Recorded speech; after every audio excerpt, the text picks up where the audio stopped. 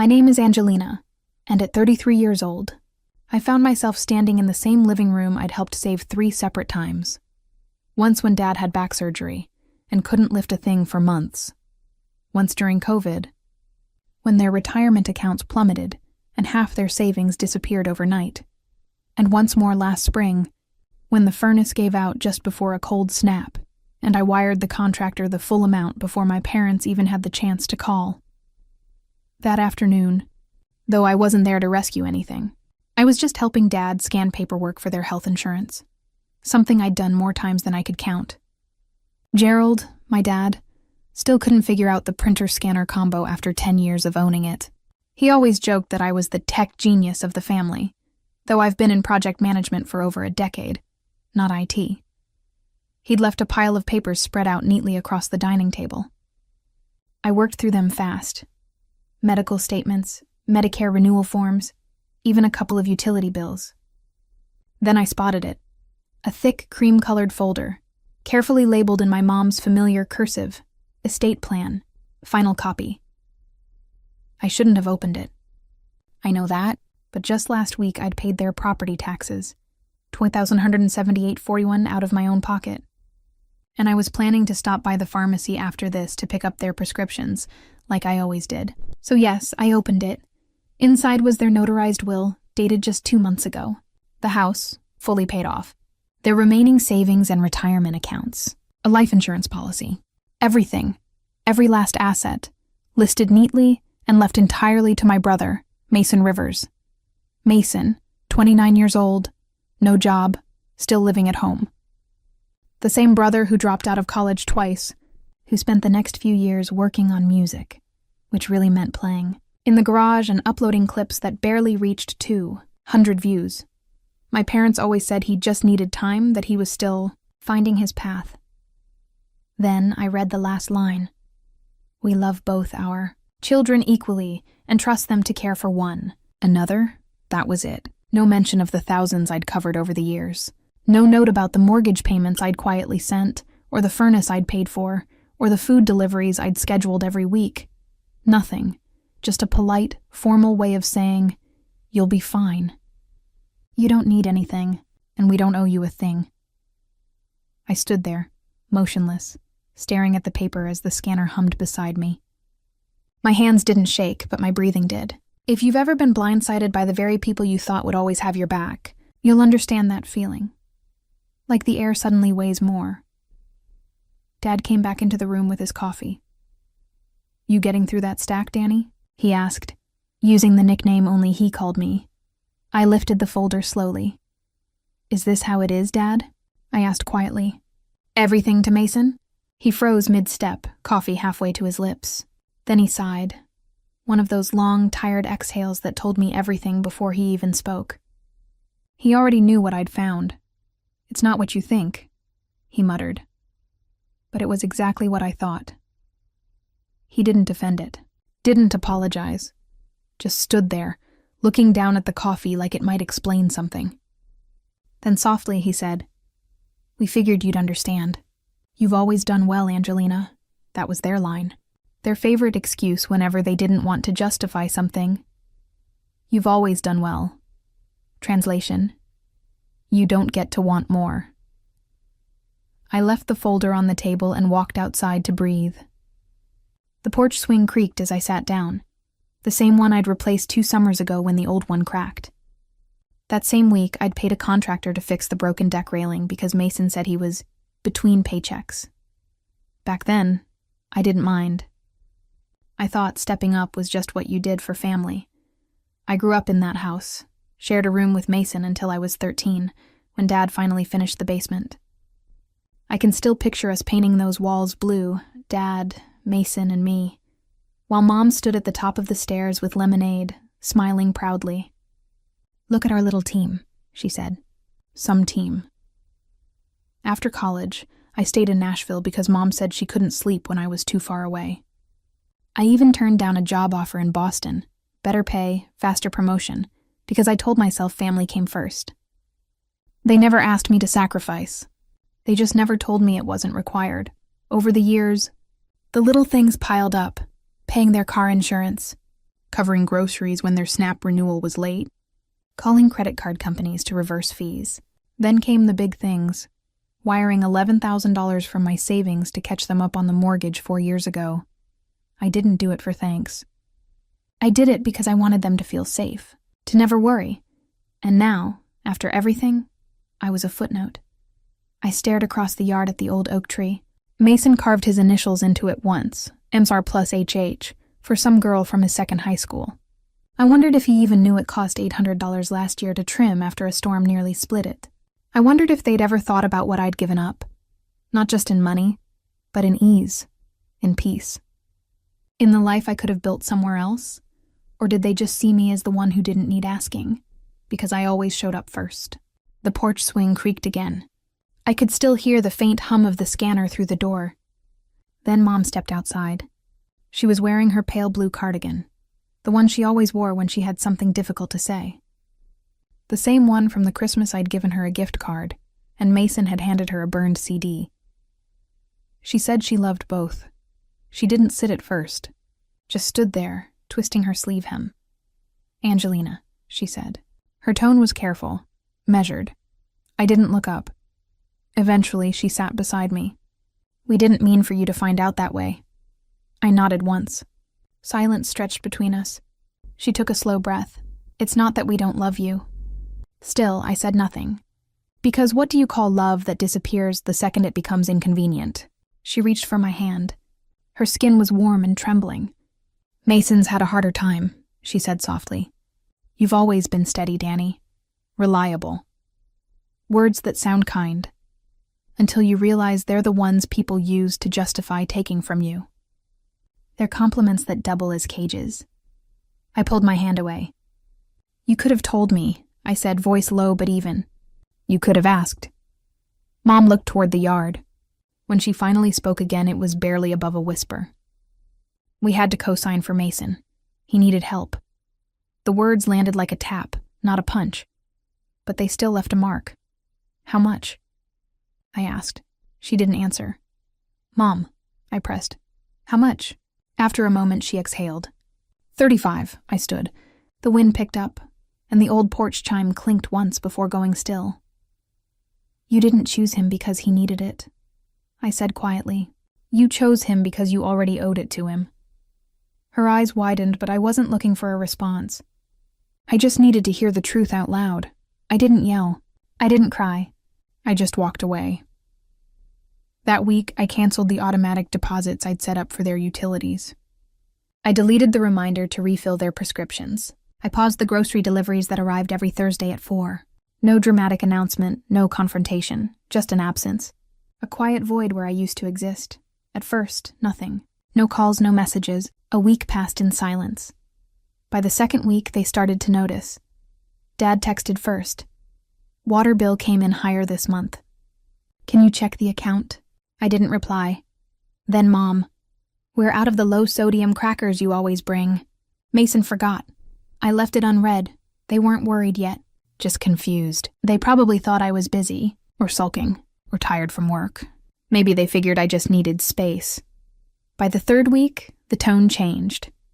"The mortgage is due," Mom texted. "Can you send what you usually do?" No greeting, no question, just a request. I stared at it for a long time before replying. "Ask Mason. It's his house now." 5 minutes later, she called. I let it ring. Then came another message. "Please don't be like this. We need to talk." But there was nothing left to talk about. They'd already chosen.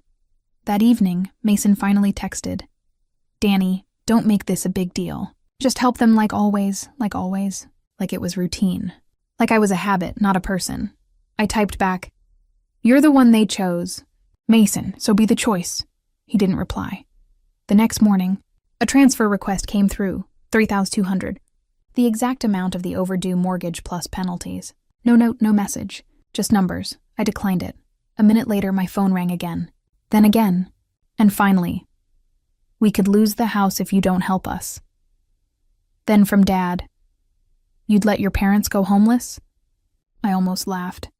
They weren't homeless. They were just uncomfortable. For the first time, they were feeling what I'd quietly absorbed for years. I turned my phone off. They didn't lose me when they wrote me out of the will.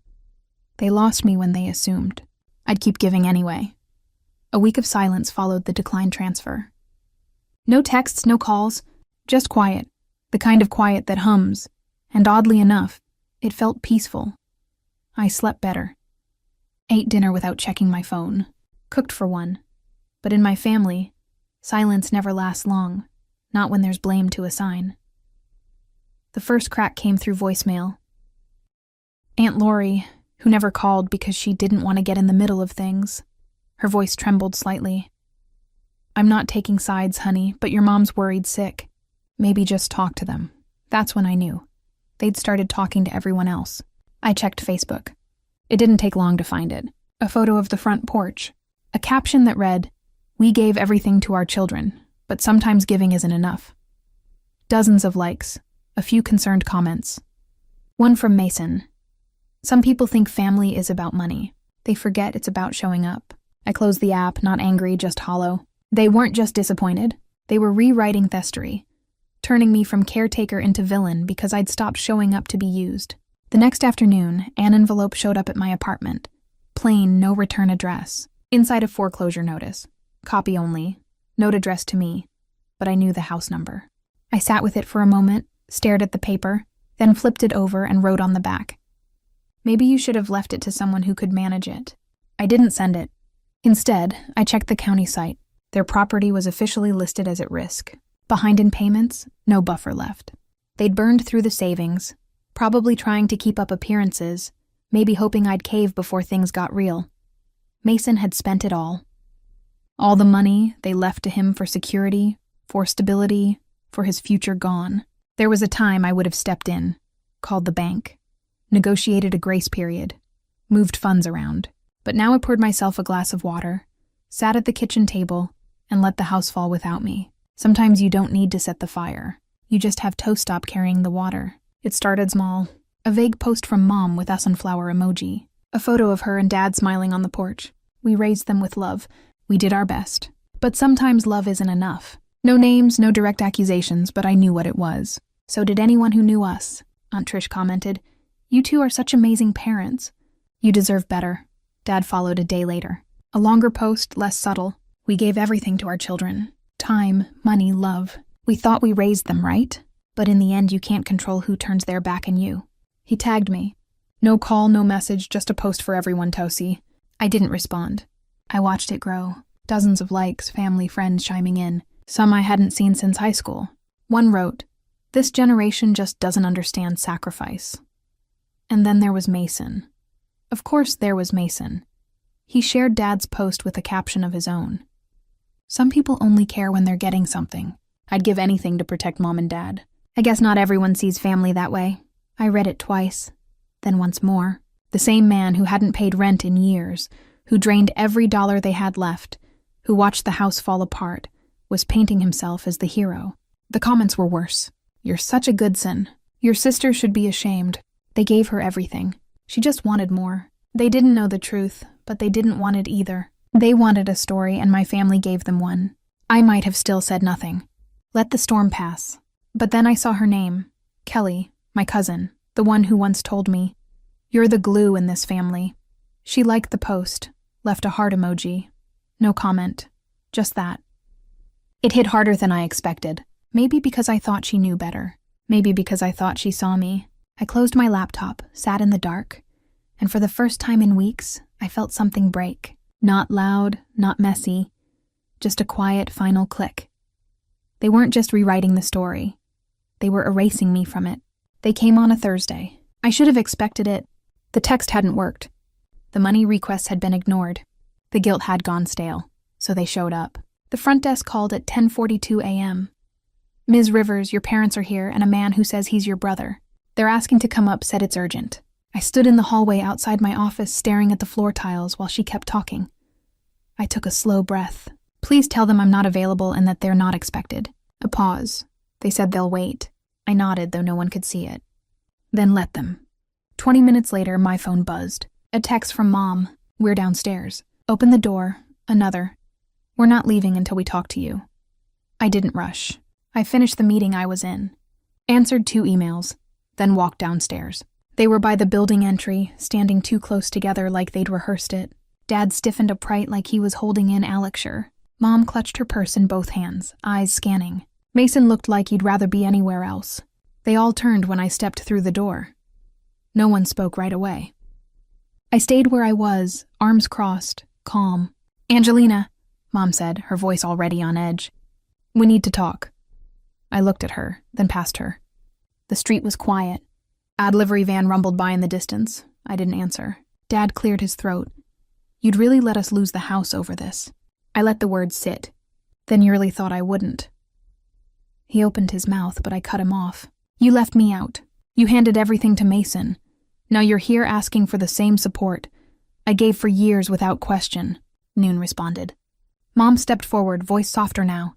"We thought you'd understand. You've always been strong." I nodded. "You used that as an excuse to forget me." Mason finally muttered something. I didn't catch it all. Something about not asking for any of this. "But you took it," I said. He looked away. Dad's hands were on his hips now, impatient. "We fed you, raised you. You owe us something." I almost laughed. "I paid that debt every month, every year, and you erased me anyway." Mom's lip trembled. "We didn't mean to hurt you." I took one step closer. "Then why did you wait for me to disappear before realizing I was the one holding it all up?" They said nothing. Mason reached for the door. I held up a hand. "Don't! You're not coming up. You're not coming in. I won't be your answer this time." No yelling, no scene, just stillness. They stood there. 3 people who once called themselves my family, and I was done trying to be seen by people who only looked when they needed something. They didn't lose me when they changed the will. They lost me when they believed I'd never walk away. I didn't block their numbers. I didn't need to. The silence I gave them was louder than anything they could shout back. They texted for a while. Mom tried soft words. Dad went colder, blaming, demanding. Mason stayed mostly quiet. Just one last message. "You think this makes you better?" "Walking away." I didn't answer. A few days later, I took a walk. No purpose, just movement. My path, without meaning to, curved past the neighborhood where I grew up. The old street looked the same. Cracked sidewalk, a half-painted fence, but the house, a for sale sign on the lawn, faded shutters, dying grass. I stood on the sidewalk and looked at it. The porch light was off. The swing I fixed was gone. So was the hanging wind chime. I didn't move closer. I didn't need to see inside to know what had collapsed. That house never kept me. I kept it. And now it was someone else's problem. As he turned to leave, my phone buzzed in my pocket once. Then again. I didn't check it. I already knew the name that would be on the screen. I let it buzz, then stop, then buzz again. I pulled out the phone and looked. Missed call, Mom. Missed call, Dad. And then voicemail.new. I muted the phone, slipped it back into my coat pocket. No message needed. I already knew what it would say. I walked home in the cold, slow air of a lot autumn afternoon. Not angry, not vindicated, just free. I was never their backup plan. They just like pretending I'd never leave. If they once counted on your silence but forgot your name, just leave a heart icon. Some of us never raised our voice, but we never disappeared.